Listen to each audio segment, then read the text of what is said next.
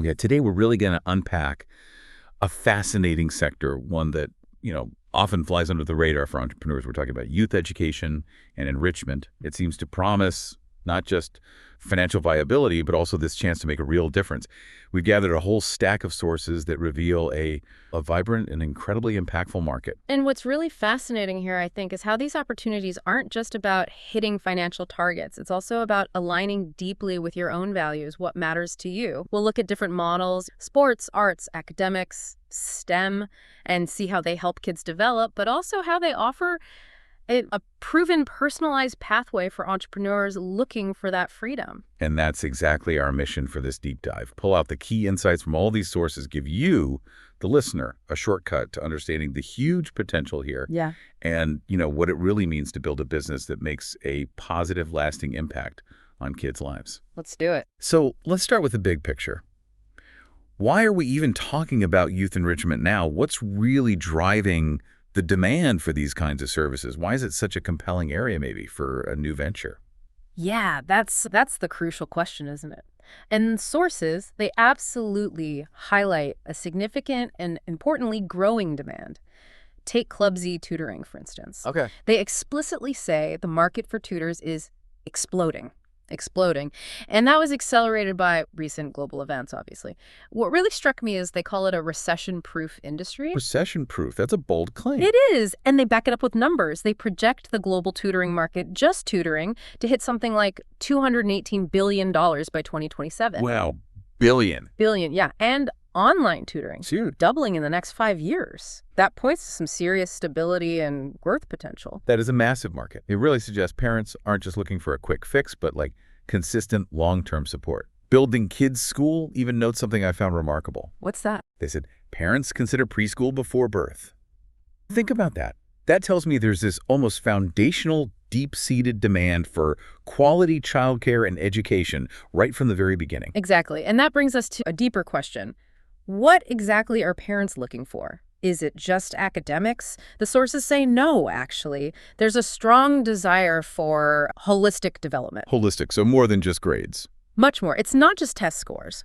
Soccer stars, for example, they really emphasize improving gross motor skills, building self-confidence, fostering physical literacy, but in a fun, non-competitive, and educational environment. Okay, so using sports for more than just sports skills.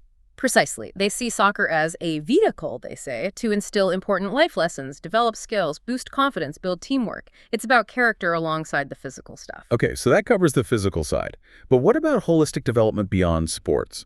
Are parents equally interested in, say, creative or artistic programs? Or is the focus different there? Oh, absolutely. The demand is definitely there. Young Rembrandts, for instance, they zero in on art education. They call it an essential part of childhood development. Essential, huh? Not just a fun extra. Right. They provide high-quality drawing instruction, but they make it fun and engaging. That shows parents really value creativity, not just as a hobby. And then you have Building Kids School, like we mentioned. Yeah. Their whole philosophy integrates performing arts, music, dance, theater right into the core curriculum. Their goal, to accelerate development of a child's confidence, commitment, and character. Confidence, commitment, character. It's that whole child approach again, addressing emotional, social, cognitive, physical, communication, and academic growth. The big insight is parents want well-rounded kids, ready for life, not just prepping for the next test. It's clear this isn't a one-size-fits-all industry then, which is probably good news for potential entrepreneurs, right? Yeah. Our sources showed us incredible variety. Let's maybe look at some specific examples of these different business models. Absolutely. You can really see distinct categories emerging, each with its own flavor and opportunities. Okay, let's kick off with sports and physical development. What kind of models are standing out there? It seems like a pretty dynamic space. Definitely dynamic. In sports, we see some really compelling models. Take soccer stars. They really show the power of broad appeal. They cater to kids from 1-year-old up to 12 plus. Wow, toddlers to preteens. Yeah, and they even have adaptive programs like Shining Stars for kids with developmental challenges. Their success really underlines the demand for programs that mix physical activity with imaginative, age-appropriate coaching, not just drills. Makes sense. What else? Then you've got British Swim School. They tackle a really vital life skill swimming, and their mission is powerful. prevent child drownings. That's huge. It is. But what's really unique for a franchisee, for someone starting out, is their model. They rent pools. Oh, interesting. So you don't have to build one. Exactly. That massively cuts down initial build-out costs, maintenance, Yeah. all that headache. It makes it way more accessible. They have this clever mantra, survival of the littlest. Huh. I like that. Yeah, it applies to the kids learning to swim and to the entrepreneur starting, maybe with less capital. It's smart. Very smart. Any other sports models? For something maybe a bit more high energy, look at USA Ninja Challenge. They're described as the fastest growing ninja franchise in youth fitness. Ninja Fitness, okay. Yeah. And their business model seems really solid. They aim to help franchisees break even in months instead of years, which is attractive. They've got 6 different revenue streams: tuition, camps, parties, retail. Okay, so diverse income. Exactly. It shows how a multifaceted approach in a niche sport can build a really resilient, profitable business. All right, moving beyond the physical stuff. Yeah. What about academic and STEM enrichment? How are companies innovating in that area? Seems like tutoring is always in demand. It is, and it's another booming area, but with different kinds of operational models. Look at Club Z tutoring. A key insight here from an entrepreneur is you don't actually have to be the tutor. Oh, really? Yeah, the franchise owners manage the staff of tutors, plus, and this is big, they have a corporate call center that handles the initial selling and payments. Okay, so they handle the sales side for you. A lot of it, yeah. Yeah. That centralizes core functions, takes a huge load off the owner, and you don't need to be an education expert yourself. It makes it incredibly accessible and easier to scale. You manage the business, not teach fractions. Got it. And beyond general tutoring, is STEM still hot? Absolutely. Specialized STEM education is thriving. Club SciKids is a great example. They focus on engaging, hands-on themed science programs, mostly for younger grades. They show how to make learning genuinely exciting outside of school. Hands-on is key, I bet. Totally. And building on that, you have STEM Tree. They focus on specific areas: science, engineering, coding, math. And their approach is apparently so engaging. One source said kids scream, shout, and beg to come to their sizzling after-school programs. Okay, maybe a little hyperbole, but I get the point. Experiential learning works. Exactly. It highlights how vital that hands-on, fun approach is to capture kids' interest and build a program they actually want to attend. Okay, from science labs to art studios, let's explore the arts and creative development segment. What kinds of unique business models did you find there? So here we see models like young Rembrandts. They really demonstrate how a passion, like art, can become a very flexible business. They offer high-quality drawing lessons, but with low startup costs. Low startup, flexible. Sounds appealing. Yeah, and a flexible schedule and work-life balance, plus the option to work from home. And they're not small, 20,000 students a week, over 2,000 unique lessons developed over 30 years. That speaks volumes about the demand for quality creative education and the strength of a good curriculum. 30 years, wow. And what about music? Then you have Rock Stars of Tomorrow. It's a music school franchise, but with a really innovative approach, they say, to instruction, recording, performance. It looks like a higher initial investment, Okay. but it represents a different scale. They focus on building a staple in the community with cool studios, actual concerts, events.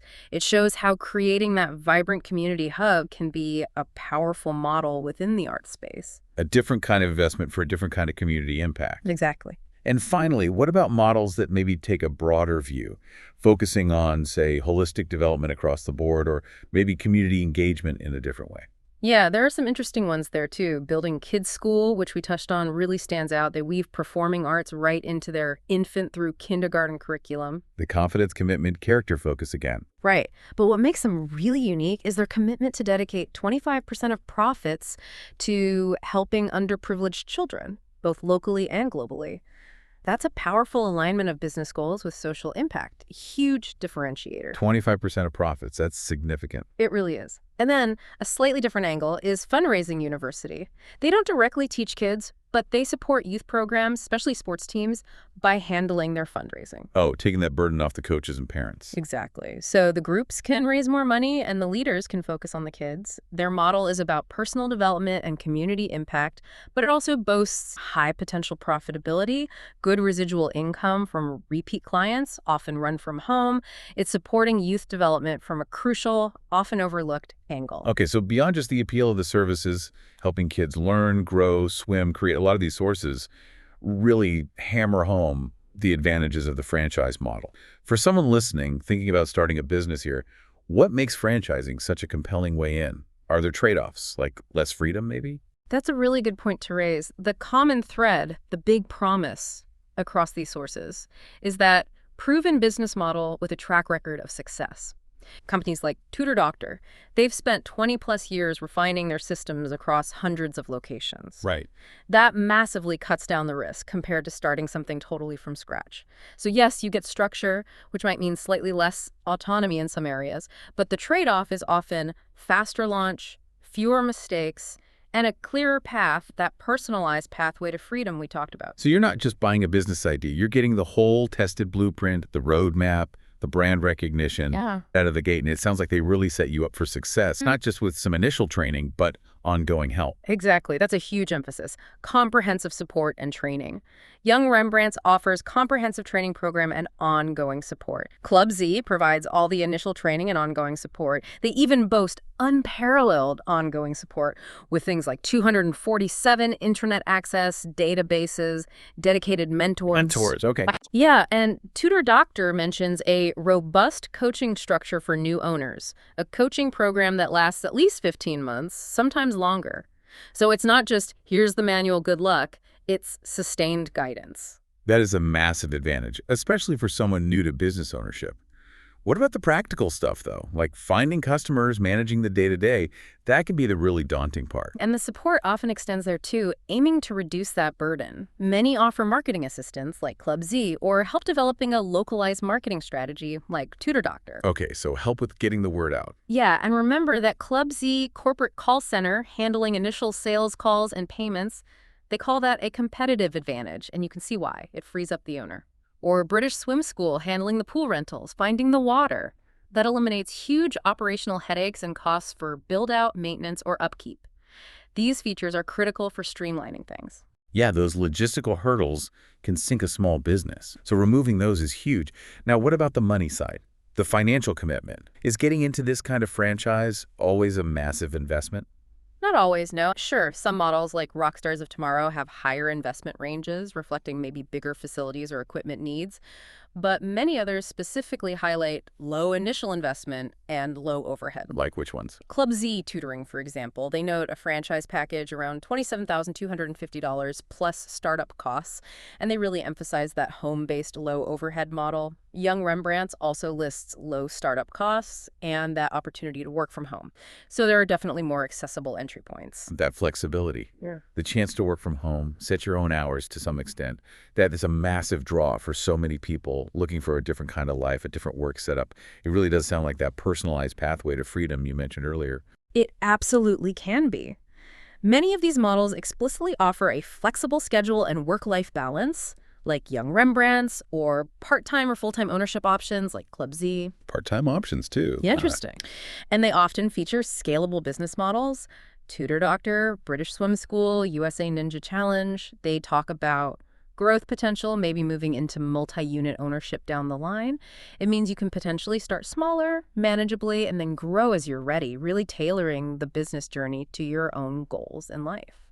Okay, so pulling all this together, what does it all mean for you, the listener, who might be thinking about a new business venture, maybe something in this space? What's the big takeaway here?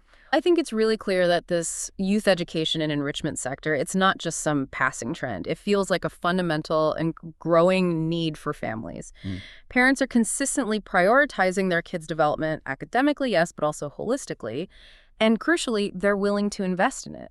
Right. That creates a uniquely stable market with really high demand. So it really is about finding that sweet spot, isn't it? Where that strong, steady market demand meets a business model that crucially also aligns with making a genuine, real, positive impact. It feels like a unique chance to build a valuable asset for yourself, something that can grow and provide financial freedom while at the same time contributing directly to the well-being and future success of kids right there in your own community. Precisely. And you see that purpose woven through so many of these businesses. From British Swim School's survival of the littlest, literally teaching life-saving skills, to Tutor Doctor wanting to change the trajectory of students' lives, or Building Kids giving back 25% of profits. Yeah. These ventures offer more than just a return on investment. They offer this profound return on purpose. It really can be that personalized pathway to freedom, meaning not just financial success, but also that deep personal fulfillment that comes from doing meaningful work. We've definitely unpacked a lot today. Everything from the sheer variety of opportunities, sports, arts, STEM, academics, to the really robust support systems and those proven pathways that franchising can offer in this clearly booming sector. Yeah, we've seen how these businesses aren't just financially viable, but they're deeply committed to nurturing that next generation, offering services that cover everything from really foundational skills to specialized enrichment, even life-saving abilities. And that really is something special, isn't it? The idea of building a business that kids actually beg to come to, like that STEM example, Right. where parents genuinely see their kids flourish and where you, as the owner, can tangibly make a meaningful difference in so many young lives. Absolutely. So if you're listening and looking for a venture that really combines that passion, that sense of purpose, with a proven pathway to building a real asset for yourself, maybe consider this vibrant world of youth education and enrichment. Ask yourself, what kind of impact could you make in your community? Powered by yourfranchisecoach.com.